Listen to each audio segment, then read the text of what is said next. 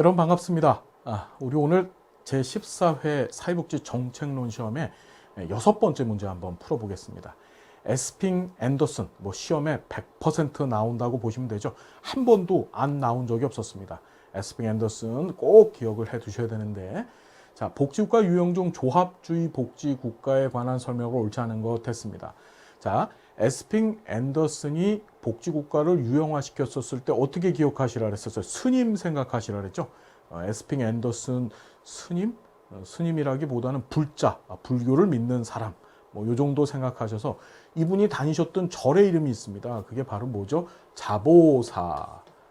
자보사. 그 절의 이름이 뭐라고요? 자보사입니다. 자보사. 그래서 자, 자유주의 복지국가, 자유주의적 복지국가, 자, 보수주의적 복지국가인데 얘가 시험에 나올 때는요, 보수 대신에 조합주의라는 말도 참 많이 씁니다. 보수주의하고 조합주의는 같은 개념이에요. 그리고 마지막으로 사회민주주의, 줄여서 삼인주의라고 얘기를 하죠. 이렇게 세 가지 유형이 있더라. 이게 탈상품화, 계층화, 그 다음에 사회 복지에 대한 책임을 누가 지느냐, 국가가 지느냐, 가족이 지느냐에 따라서 이 세 가지 요건에 따라서 구분되어졌다는 거 여러분 알고 계실 겁니다. 자, 보면 조합주의 국가, 요 가운데 있는 겁니다. 사회복지급여는 계급과 사회적 지위에 밀접하게 관련되어져 있다. 우리 이 조합주의 국가의 대표적인 나라가 독일 같은 나라예요. 독일. 자, 우리 강의 시간에 어떤 얘기를 드렸냐면은 이 독일이라고 하는 나라 또는 프랑스 또 독일 옆에 붙어 있는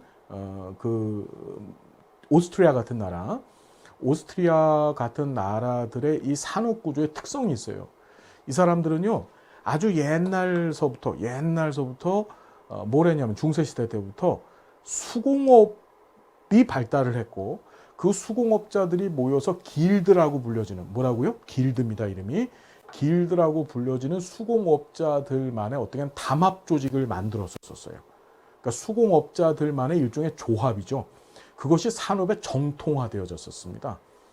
그러니까 이 사람들은 어떤 산업 구조 또는 직업 구조별로 굉장히 강력한 조합 위주로 이 산업 체제가 구성되어 있습니다.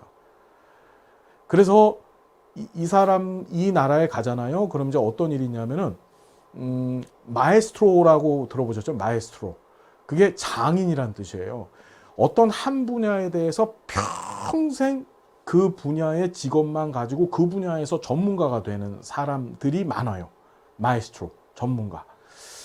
우리나라의 산업구조는 그렇지 않죠. 여기서 조금 일하다가 이제 그만두고서 통닭집도 해보다가 그 다음에 저기 가서 카페도 좀 해보고 이런 식으로 가는데, 이 독일이라고 하는 나라, 이 유럽에 있는 나라들이 그런 좀 특성을 갖고 있어요.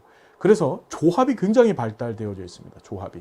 과거 길드에서부터 유래되어진 그 조합이 굉장히 발달되어져 있는 나라인데, 자, 그러다 보니까 사회복지급여가 계급과 사회적 지위에 밀접하게 관련되어 있다. 이 조합식으로 사회보험제도를 운영했습니다.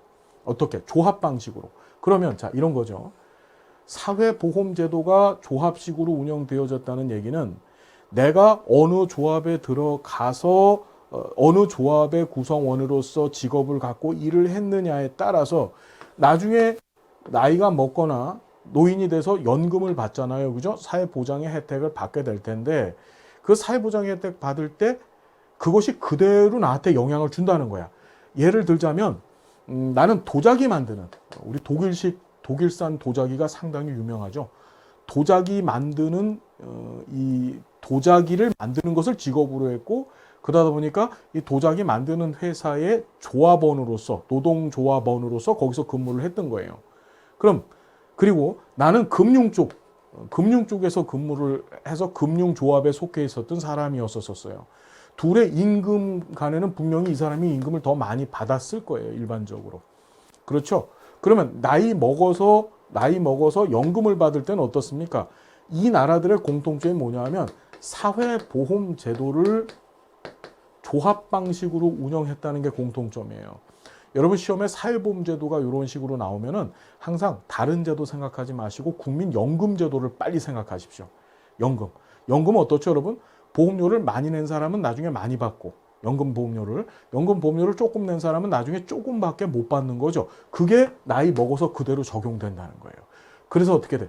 사회복지급여는 계급과 사회적 지위, 내가 어느 직업을 갖고 있었고 어느 조합에 속해 있는지에 따라서 그 급여가 결정되어지더라. 그게 그대로 나이 먹어서도 적용되어지더라. 그렇게 정리해 두시면 되고, 사회보험 원리를 강조하는 복지정책을 주로 활용한다. 그렇죠? 우리가 자유주의 복지국가는 공공부조 정책을 사용한다고 했고, 이 보수주의 조합주의는 사회보험제도, 사회민주주의는 보편적인 사회수당 제도를 주요 복지정책으로 활용한다고 말씀을 드렸었죠. 자, 3번 봤더니 여성의 노동시장 참여를 강조한대요. 우리 이 조합주의 복지국가는 여성의 노동 참여가 아니라, 여성은 이 나라들이 이제 전부 다 기독교 국가들입니다. 이 기독교 국가들의 이제 공통점이 뭐냐면은 가정을 중시하는데, 이 가정 안에서 가장이 있어요. 가장은 밖에 나가서 돈을 벌어 갖고 와야 돼요. 그렇죠? 그래서 남자는 직장을 가지고 밖에 나가서 돈을 벌어오고, 여자는 집안에서 아이들을 키우는 거야. 우리 성경책을 봤더니 그래. 이제 아담과 하와가 에덴 동산에서 쫓겨나면서 그 하나님께서 아담한테 너는 밖에 나가서 열심히 일을 해라. 그 다음에 그 하와한테는 너는 아이를 낳고 키워라. 이렇게 명을 내리시거든요. 그걸 그대로 따르는 거야, 이 사람들이. 무슨 얘기인지 알겠죠? 그래서 자 보면 남성 생계 부양자 모형이라고 하죠. 이 보수주의 국가는. 여성의 노동시장 참여를 강조하는 것은 이건 뭐예요? 삼인주의 국가입니다. 사회민주주의 국가가 거기에 해당하더라. 그러니까 벌써 3번이 틀렸네요. 가족의 중요성을 강조하는 종교와 문화적 신념의 영향력, 지금 말씀드렸죠. 이 기독교 사상 때문에 그렇습니다. 그 다음에 오스트리아, 프랑스, 독일 등이 이 유형에 속한다. 맞는 얘기입니다. 정답은 몇 번? 3번이더라.